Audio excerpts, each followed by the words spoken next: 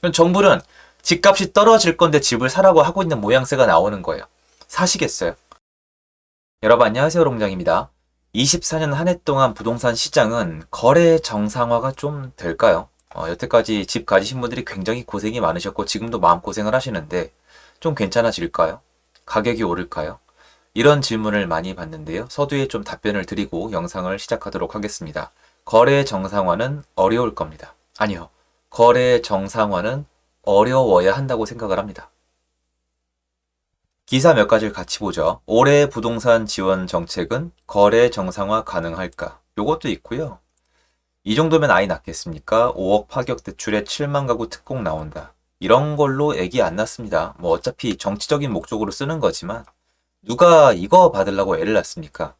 저 가끔 유튜버 분들 중에 나도 애 하나 더 낳고 싶다. 그래서 이거 받고 싶다고 말씀하시는데 어떤 육아의 참여도나 난이도 그리고 이제 목적성이 달라요. 아주 옛날엔 자녀를 낳는 게 한 50%의 목적을 달성한 거라면 지금은 자녀를 낳는 게 한 20%밖에 안 돼요.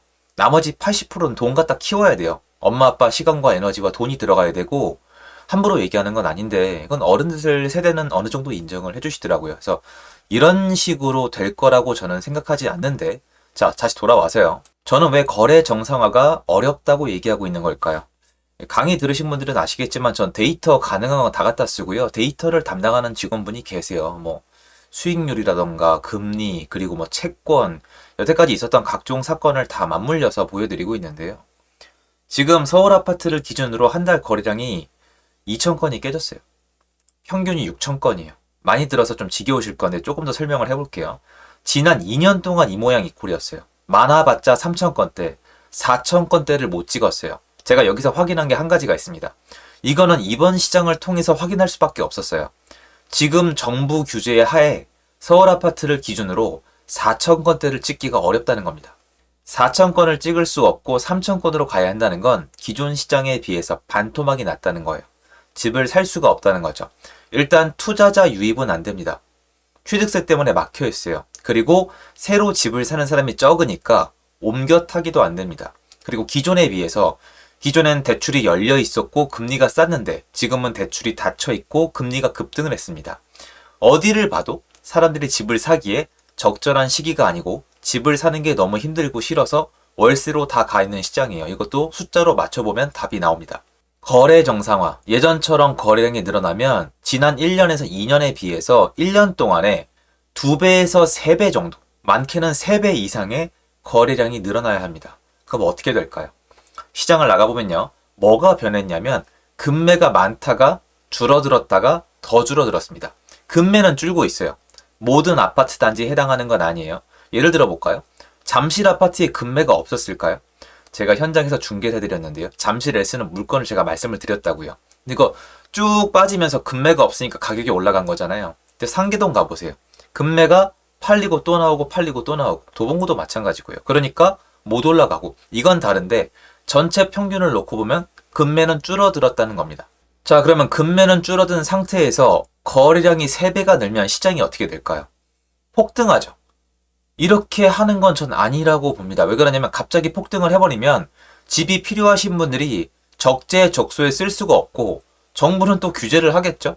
그러면 각종 또 부작용이 나올 겁니다. 이거는 정상화라기보다 앞에 했던 잘못된 정책 때문에 시장에 역작용이 난다고 표현하는 게 맞겠죠. 그래서 거래 정상화는 연착륙식으로 차츰차츰 이뤄져야지 갑자기 24년도가 23년도에 비해서 거래량이 3배가 튀는 거는 저는 좋은 현상이 아닐 거라고 생각을 합니다. 오해하시는 분들이 계실 것 같아 설명을 드리자면요. 수급으로 정상적으로 올라간 시장은 차츰 올라가서 지지선이 있습니다. 잘 지지가 되고 전세가도 따라와요. 그런데 역작용이나 풍선효과로 급등한 곳은 이걸 토해냅니다.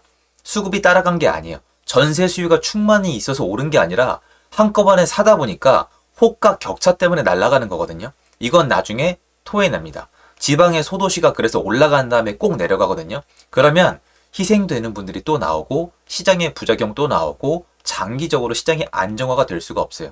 자, 그러면 지금 시장은 어떻느냐? 요거 아까 다시 한번 보여드릴게요. 신생아 특례 대출 구입 이거 이제 풀잖아요. 27조가 풀릴 건데 23년도에도 특례 보금 자리론이 있었죠. 그러면 이분들에겐 혜택이 가겠지만 나머지 분들은 여전히 어렵겠죠. 그러면 신규 진입이 줄어들면 23년도처럼 옮겨 타기도 어렵습니다. 그래서 30대가 집을 많이 사는 거예요. 40대, 50대는 옮겨 타기가 많거든요. 그러면 환경 자체적으로 거래량이 나와봤자 얼마나 나오겠어요? 23년도가 나올 거예요. 그럼 23년도만큼 거래량이 나오면 아파트 값이 못 올라가느냐? 아니요. 올라가는 곳도 있고 못 올라가는 곳도 나옵니다. 자, 이 흐름을 끊고 싶다. 그러면은 우리가 예측할 게 너무 많아져요. 일단 부동산 규제를 풀어야 돼요. 규제를 풀려면 국토부 장관님 및 국회의원의 의지가 강력해야 됩니다. 많은 분들이 보셨죠? 아무도 분노하지 않아요. 실거주 의무 폐지. 자, 야당 때문에 막혔다고요? 여당 의원님들은 여기에 대해서 얼마나 노력을 하셨는지 저는 기사 한쪽 찾아본 적이 없어요. 싸운 사람도 없고 가서 항의한 사람도 없고 그냥 야당 때문에 안 됩니다. 포기하세요. 이러고 끝났고 국민들은 별 반응이 없습니다.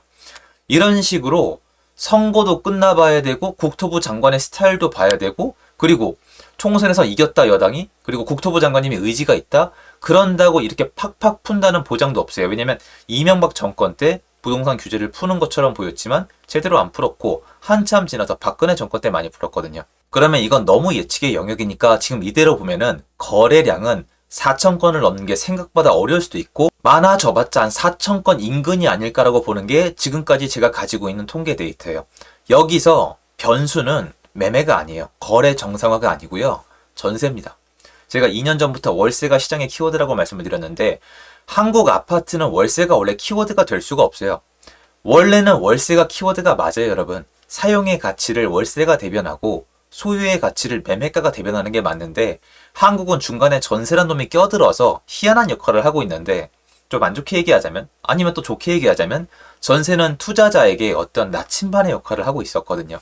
이 전세가 지금 키워드인데 전세 거래가 어떤 식으로 얼마나 되느냐가 굉장히 중요할 겁니다.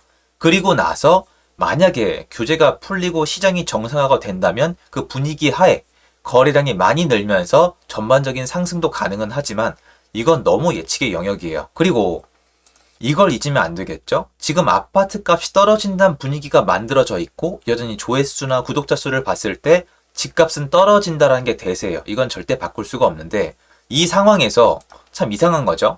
자, 신생아 특례 대출이 나가요. 신생아를 낳았어요. 국가에서 아기가 소중하대요. 그래서 대출을 받아서 집을 사래요. 근데 집값이 떨어져요. 그럼 정부는 집값이 떨어질 건데 집을 사라고 하고 있는 모양새가 나오는 거예요. 사시겠어요?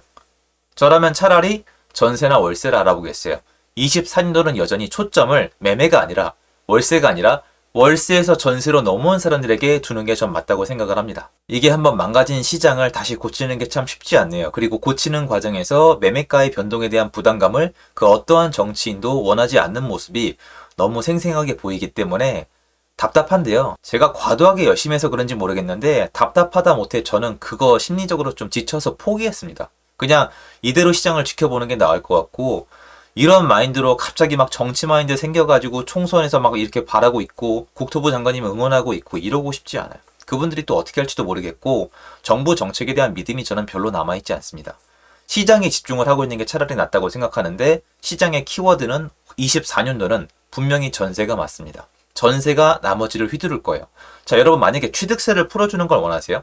정부는 한 번도 투기꾼들 돈 벌라고 얘기하면서 취득세를 풀어준 적이 없어요. 정부가 취득세를 풀 때는 전세 시장에 문제가 생겨서 전세 난민이란 단어가 나오면서 사람들이 전세 공급을 할 수 있도록 다주택자를 만드는 과정에서 취득세를 완화하는 거예요. PF 리스크 대비 아니면 지방 미분양 해소 이런 것들이 나와야 되는데 지금 뭐 하나 막 엄청나게 심각하게 돼 있는 게 없습니다. 요게 문제가 나오는 순으로 아마 그거에 맞춰서 갈 건데 그것도 어떻게 하는지를 따로 지켜봐야 됩니다. 시장이 침체돼 있고 안 좋아요. 근데 24년도가 희망이 없다? 굉장히 안 좋다? 내 집 마련하기 적절한 시기가 아니다? 이런 얘기는 전혀 아니에요. 저는 내 집 마련해야 된다고 생각을 하고요. 신생아 특례 대출 저는 쓰는 게 맞다고 생각을 합니다. 제 생각이에요. 판단은 여러분이 하셔야 되는 부분입니다. 하지만 시장이 거래가 정상화돼서 예전처럼 잘 거래가 되고 주거 이전의 자유가 확보가 된다? 지금 정치인 중에 그렇게 하실 수 있는 의지와 능력이 있는 분이 계실까요? 제 눈엔 보이지 않습니다. 그래서 이거는 한동안은 제 생각대로 갈 가능성이 높다라고 생각을 하는 겁니다. 예측을 해야 되는 거니까요. 이 내용 전달해 드리고 싶었습니다. 도움됐으면 좋겠고요. 제 영상 여기까지입니다. 감사합니다. 좋은 하루 되세요.